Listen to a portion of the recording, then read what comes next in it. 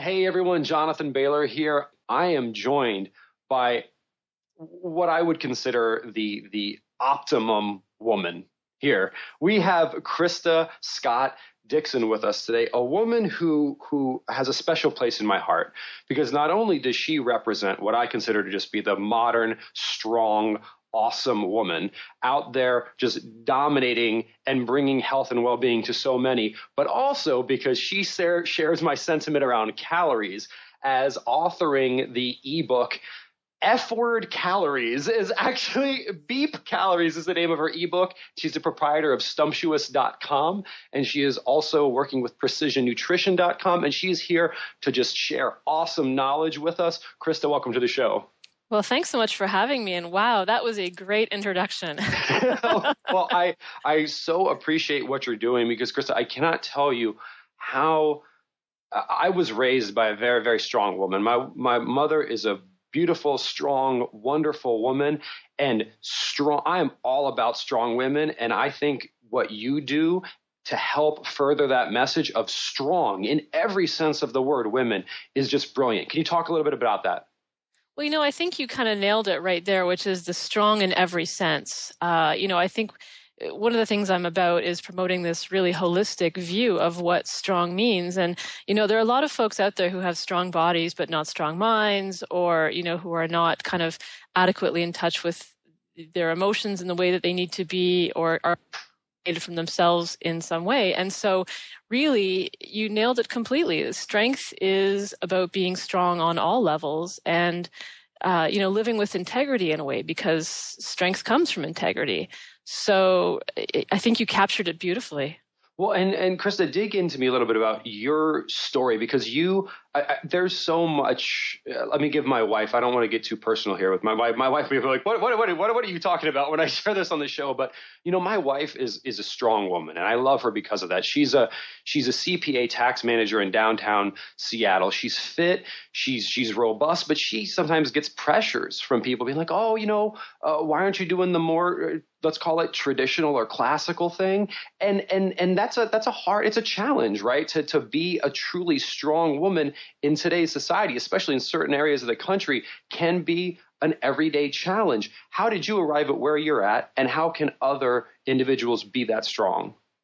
Well, it's funny actually because, there's strong, but there's also the value of vulnerability. And I think these things need to be kept in balance. And I think, in fact, one of the challenges that faces a lot of women in the world is that sense that they always have to be strong. And so they take on more and more and more, and they have to be a super mom and a super wife and a super worker and a super everything. And, so paradoxically, it actually robs us of our strength. And it prevents us from being vulnerable or being fluid or being imperfect. And so really that's kind of my story. And it's funny because, for the longest time I thought, well, geez, here I am. People are listening to stuff that I'm saying, God knows why. And, I'm not a super athlete. I was a bookworm and a dork, like the kid picked last for the team and this sort of thing. And, even now people are like, well, how much do you squat? And I'm like, really, probably a lot less than you think. And so, I had this idea that for a long time that I had to be a super something in order to be able to give advice. And then it dawned on me, that my perspective is valuable because it's the every person's perspective, right? It's the perspective of people who are balancing relationships and families and work and just life in general, and still getting up in the morning and going to the gym or, moving or eating something healthy. And, so to me, that's kind of what it's all about. It's not really so much confronting the world and ready to kick its ass all the time. It's more like kind of getting real with your own humanity and using that as a starting place, right? And allowing yourself to do the things that truly matter and leave the rest, And so this is kind of a process of thinking about what's essential and what's not essential. And I think you and I are coming to the same place in the way that we think about fitness and nutrition, which is to say, okay, let's clear the clutter here, right? That we're all kind of bombarded with. And let's talk about what's essential. And so to bring it back to, how women can be strong, one of the ways that we can all be strong is to find our core, find our center, and to say, okay, what's essential, what's meaningful, what things am I prepared to do today to vote in favor of a strong and healthy life? And then what are the, inessentials that I'm just going to leave behind? Wow, Krista, that resonates so deeply with me. I think that's so profound. It actually reminded me, because one of the things I just took from what you just said is a little bit of the motivation. Like, the motivation is not necessarily to go dominate everything. It's actually to be the best version of you that you can be by focusing on that which is really important. And interestingly enough, when you do that, you will find that almost this butt kicking will ensue, but it's not what you're pursuing directly. It's a bit like it reminds me of a Henry David Thoreau quote, which is, happiness is like a butterfly. The more you chase it, the more it will elude you. But if you direct your attention on other things, it will come and sit softly on your shoulder. And that just resonated when you were saying what you were saying about being vulnerable and not demanding perfection in all things, but in the important things, and how globally that can affect your life. That's just so spot on to me. Brilliant. Well, thank you. Well, and there's another piece of it too, which is part. I think you've captured it nicely, but I think there's another piece of it too, which is that really it's about being your best self from an intrinsic place too, right? And so I think the pressures on women and men are really to live up to an external standard, right? Whatever that is, whether it's following the rules or living up to an ideal or whatever. But like real creativity and real strength comes from being the best self from an intrinsic place, right? Being the best self from within and being driven by this kind of joy or a deeper sense of value, so that the stimulation to do this comes from inside you rather than a sense of having to jump through the hoop or feeling like you should be or do something. And I think you're absolutely right. When we are in that state of flow, right, that's when we are putting in our best performance. Chris, I just got chills when you said the word intrinsic, because you now just opened the door for us to wax philosophical on something that I just love. Because one of my favorite words, which based on what you're saying here, I'm sure you're also familiar with, but doesn't have an English translation, is the Greek word arete, which roughly translates into excellence for excellence sake. And if you look back at Aristotle, they were all about like the point of life is to fulfill your own potential and to be excellent. So why eat healthy food? Should you do it? Because it's the right thing to do, because it's intrinsically valuable. And I feel, tell me what you think, that when health is pursued to be a certain size or to conform to a certain societal pressure, that's when it becomes a struggle, because that's really not motivating. In fact, I think that's demotivating. But if you're pursuing health because it is intrinsically valuable, which it is, I mean, that's what we all want, is to be healthy and happy, and you believe that it's right because it's right, that's when it becomes, I like to say, vegetarians don't struggle to avoid to eat meat. They just don't eat meat because they believe that's the right thing to do. And if we can do that same thing, but just more for global healthy living, it sure becomes easier. What do you think?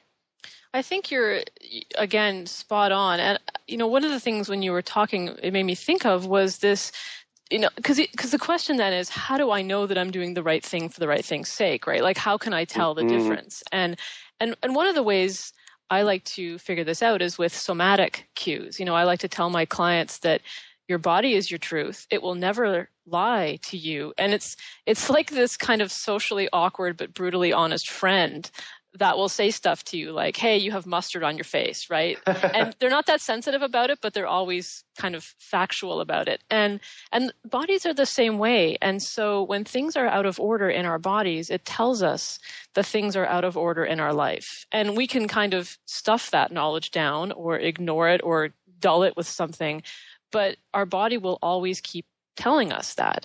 So attending to these body somatic cues is really one way to tap into the rightness of it. But the other metric I like to use is my life shrinking or is my life expanding?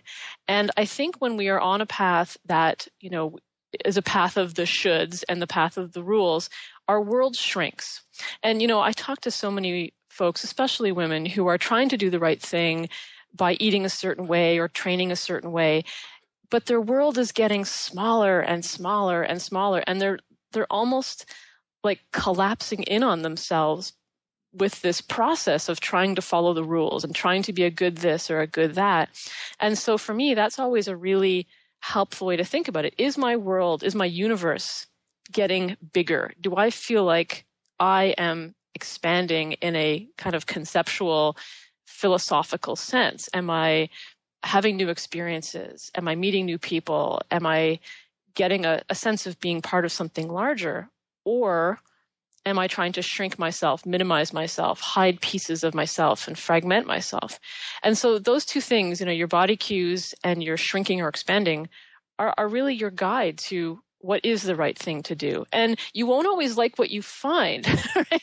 Like you might ask your body, is what I'm doing the right thing? And your body will say no or yes. And you might be like, I didn't really want that answer.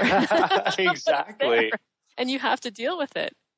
Well, Krista, so what do you think in your experience with all of your clients and all of your writing and just all of your years on this earth are the most common things that cause people to shrink rather than expand? I would say that one shrinkage-inducing factor is living by external rules. And somehow we have this idea now that to be healthy means creating and abiding by a lot of rules. So I'll hear people say like, oh, I'm a really strict this, or I'm a really strict that. And I'm like, that's going to end in tears because that's just not reality, right? Rules are external, they are punitive, and they don't tell you what's happening inside your body or your life. Whereas lives and bodies are like messy and organic and, variable and diverse. And so you really have to be prepared to kind of surf them, right? To flow and ebb with their rhythms. So so one big way to shrink your world is to create a whole bunch of rules, because then what will happen is you won't be able to follow them. And then you will, quote unquote, fail. And then you will feel badly. And then you will create more rules. And then that creates more failure. And then, it kind of creates this spiral. And what people miss is that it was the creation of the rules themselves that instigated the problem in the first place. Mm-hmm. So I think that's a big one. I think another one would be, this is related, would be social pressure. And really trying to feel like I am part of this club.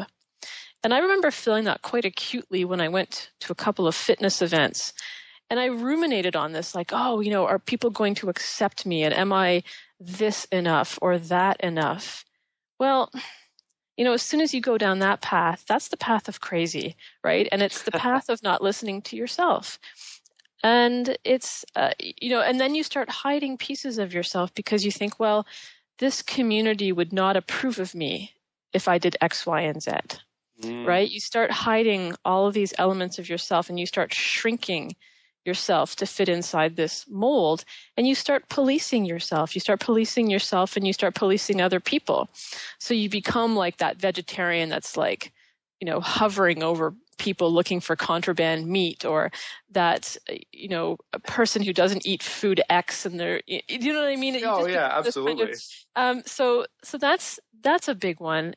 And I think also, the one more piece would be this assumption that to be a healthy person or a well person or even an athlete, that it has to be, that's something that's only available to a select few people, right? Mm-hmm. That eating well and living well is something that's very complicated and expensive, and it involves weird stuff,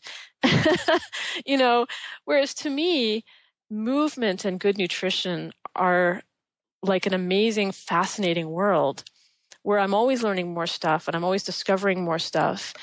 And so it's really easy to shrink your world again by thinking, oh, it has to be this way. No, it doesn't have to freaking be that way. It can be any way you like. And that's the beauty of it.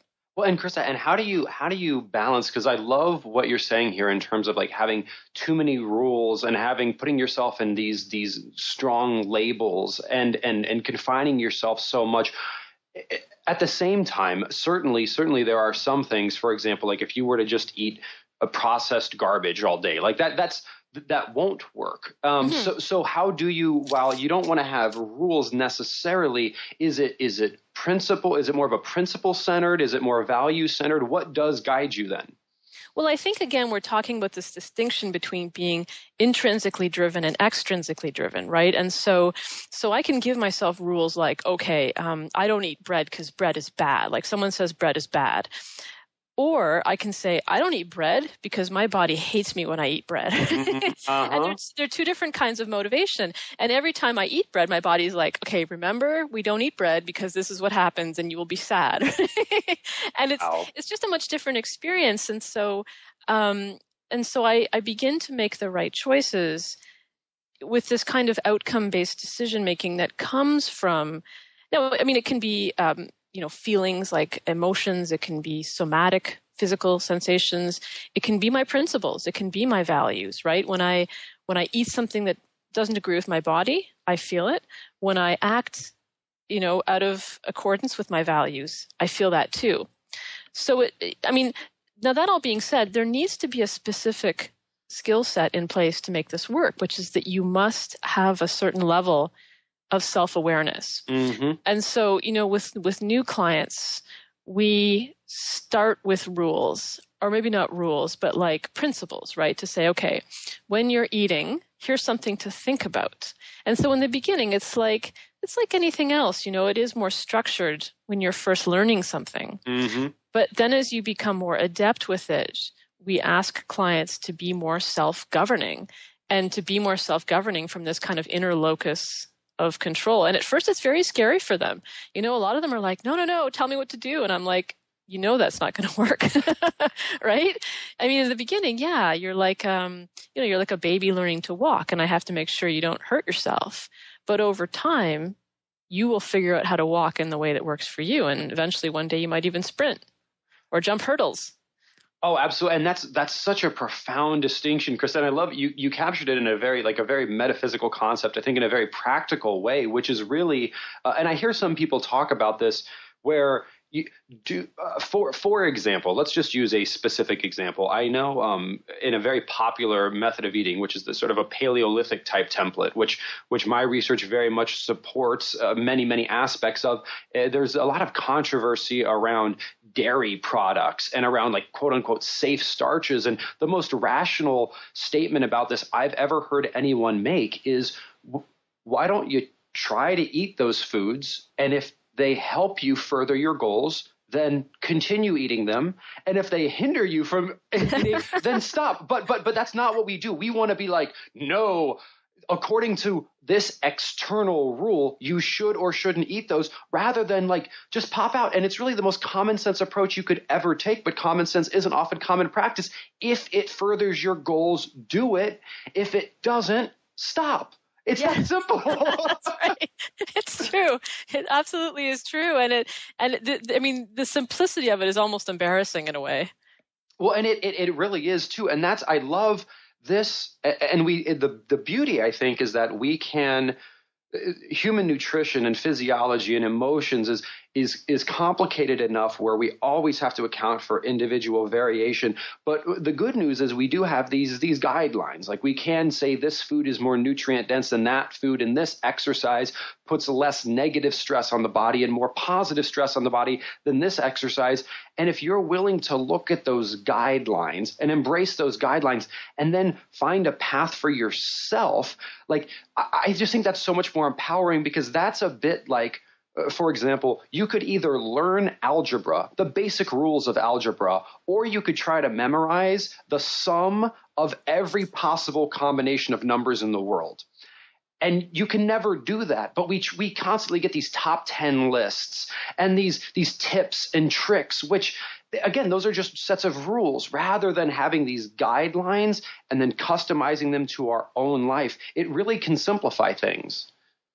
Well, and the other piece, I think, is that it's not just empowering, which is a great word in this context, but we lose the playfulness of it too, right? Like being a scientist, one of the awesome things, and I have done all kinds of experiments on myself, and probably many that were poorly advised, right? I've given myself every gym injury there is.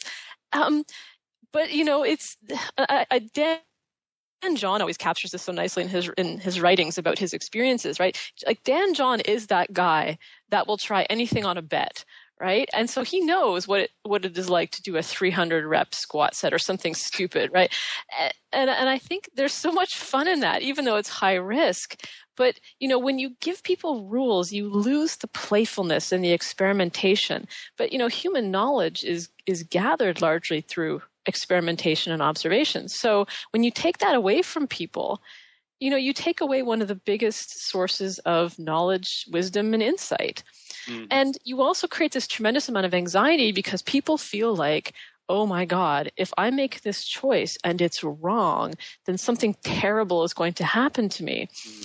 Mm-hmm. Whereas, when you're playful, you're like, nah, this could go wrong, but well, I'll get it on the next throw. I just love that element of playfulness, Krista, because I think that is so often, at least, I mean, I'm fairly new to I call it the internet nutrition community, right? I was in the research world for 10 plus years. And then in January of 2012, started to do more stuff on the internet. And it's that element of playfulness, and I'm going to actually blame this in part on my gender, because it seems like sometimes guys, whether we like it or not, we like to, my science can beat up your science, and my rule set can beat up your rule set.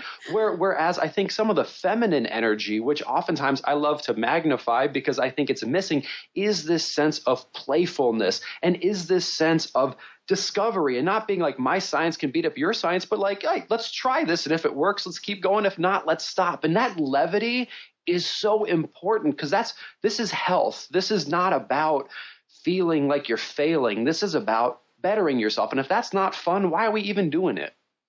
Absolutely. I feel like fun is the missing piece in so many things. And, part of it too could be our conceptualization of sport as well in North America, right? Like sport is such a serious business in North America. And let's say you're a kid who shows any athletic aptitude at all.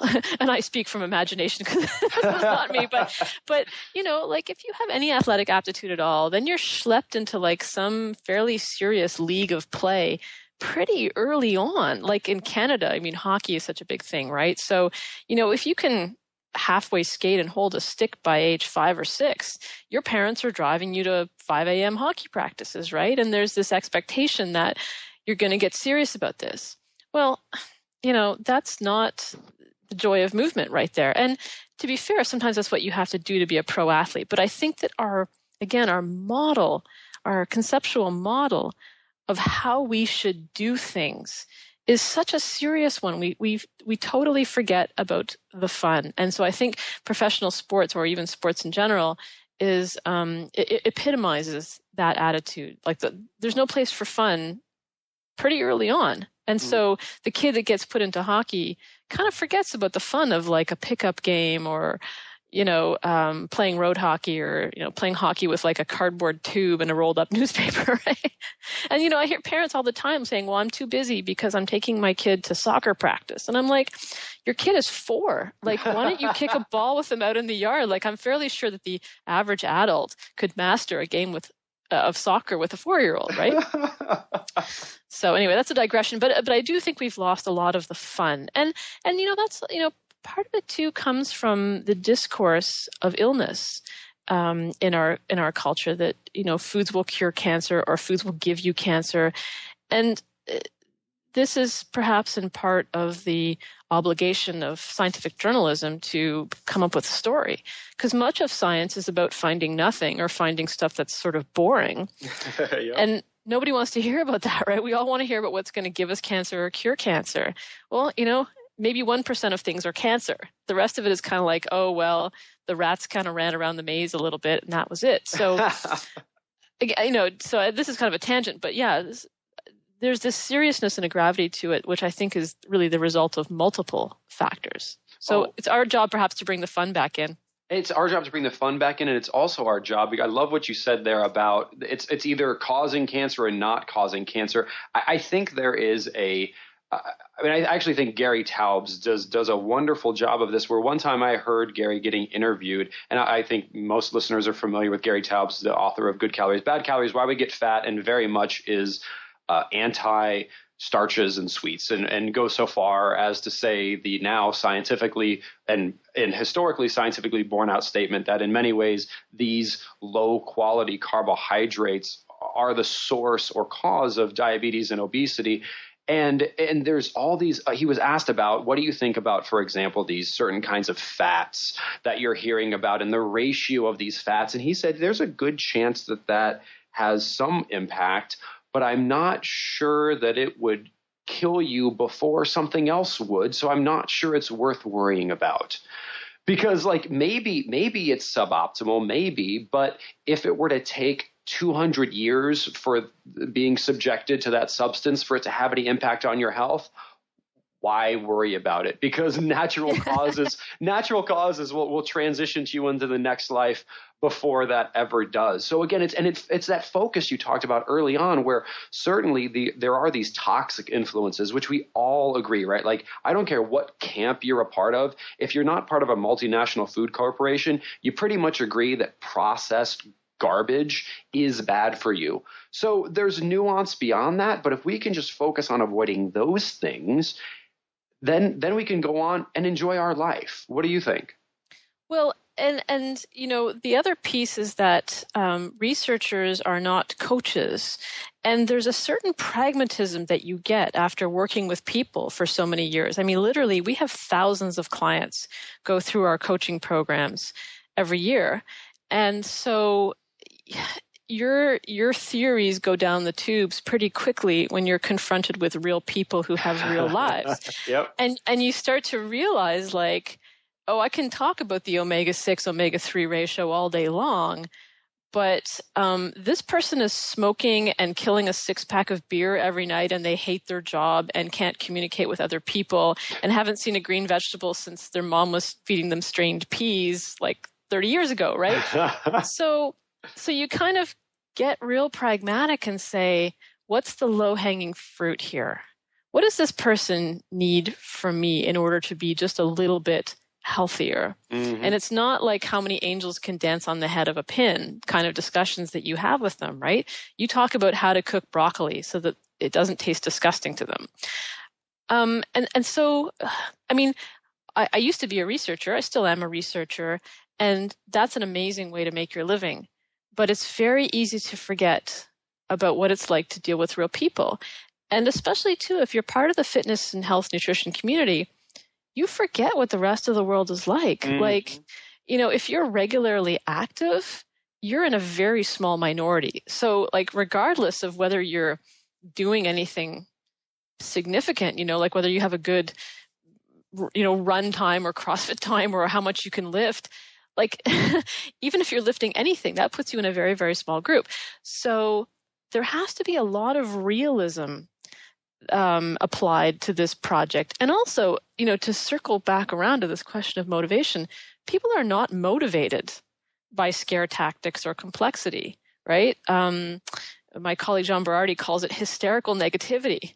When you hear hysterical negativity, you're not like, oh, yeah, that sounds cool. I totally want to do that. No, you're like, oh, my God, I'm going to die, right? But then you become paralyzed. It's paralyzing and immobilizing. And I think we want to mobilize people. We want to get them moving in all senses of the word. So what mobilizes people is this joyfulness, this playfulness, and feeling like they can do something, even if it's small, but feeling like they can do something meaningful and valuable in their own lives. And it's hard to remember that when you don't work with real people. I can always tell who doesn't have coaching clients and who does. This is why I love Rob Wolf, because he's always so pragmatic. He sees real people. Well, Krista, tell me about this. So with pragmatism in mind and with helping individuals get started, what are 3 tips or something that the listeners could take and start to apply to their everyday lives? Well, one of the ones I love is this concept of low-hanging fruit.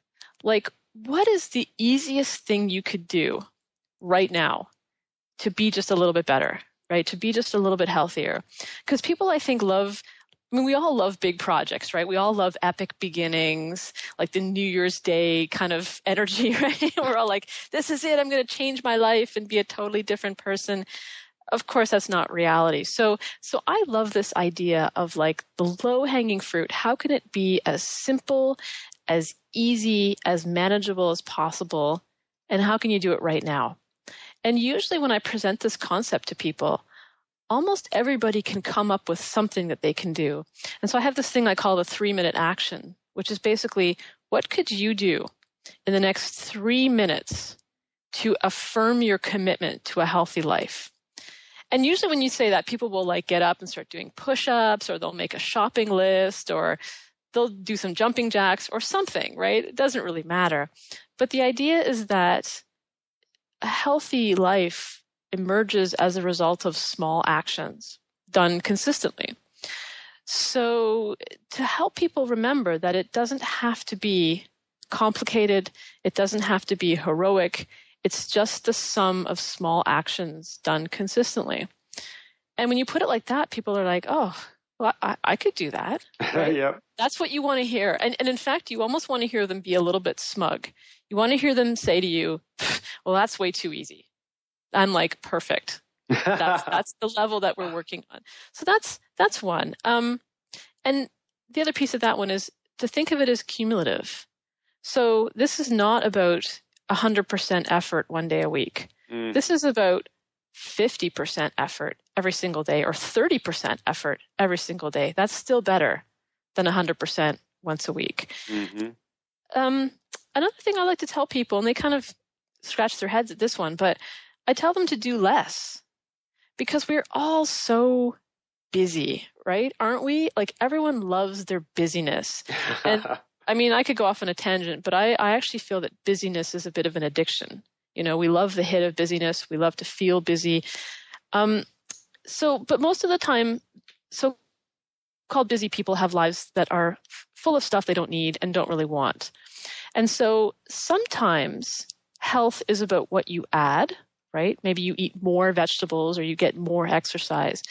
But sometimes health is about what you take away, which is clearing the clutter, or removing things that are inessential, or removing things that drain your mojo, right? Sometimes having more energy and wellness in your life is just about taking things away that are sucking you dry. And so when I first tell people this, they're like, well, how can I do less? I mean, I'm so busy. I have all this stuff. And I'm like, if you sit down and account for how you spend your time, where you spend your energy, you will see that there's usually a remarkable amount of things that you don't need and you don't want that are sucking the life force out of you. And if you could just remove a few of those, you would feel fantastic. And so, for example, one of the things I think of is that many families are very overscheduled. You know, there's this sense of urgency. Like, if my kid is not in Kumon and swimming and, you know, whatever, if we're not completely overscheduled all the time, then my kids will somehow end up as, you know, gutter living dropouts or whatever. Which misses the point that, you know, if you could actually cut back a few activities, everyone would feel way more relaxed. Everyone would feel way less anxious. And you would suddenly discover a lot of time to do things that are truly valuable and meaningful to you.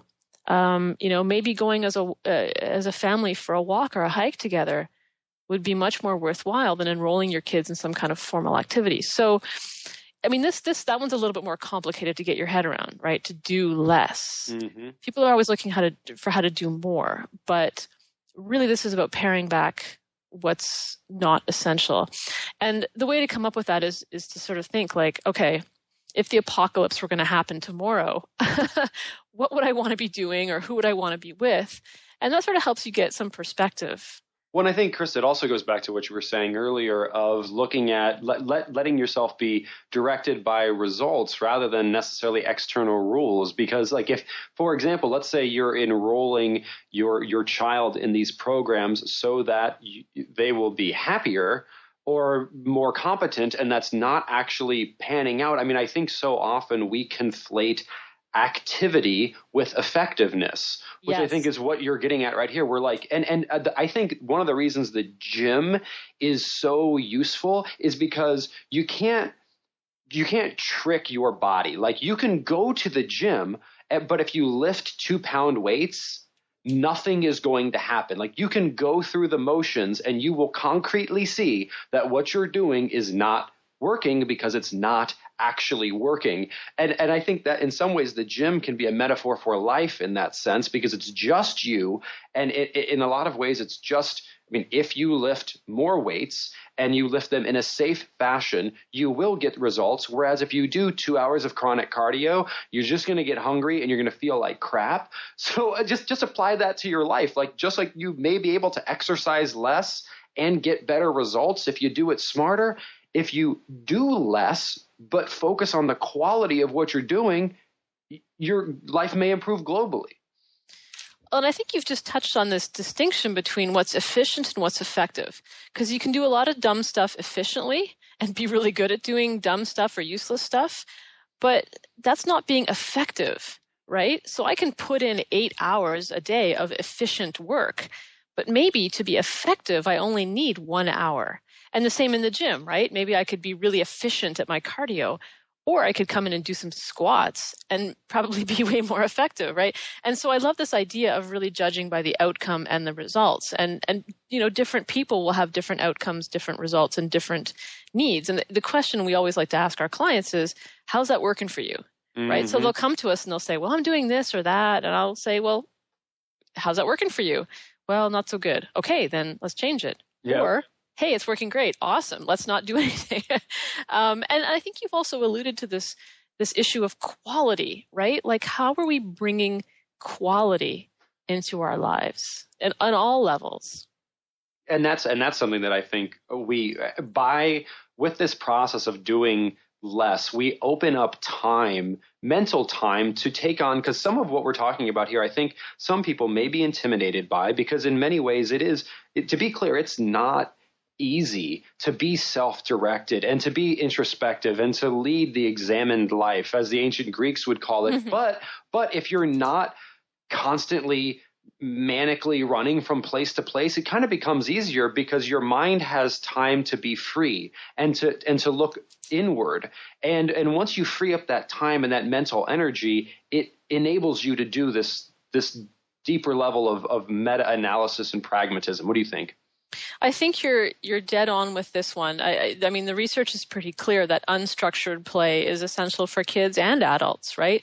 I mean, that's when the brain is doing its best work. So that's when we truly progress intellectually and physically. The other piece of that is, and then this is a simple action that people can do, is asking for help. So many people struggle with asking for help.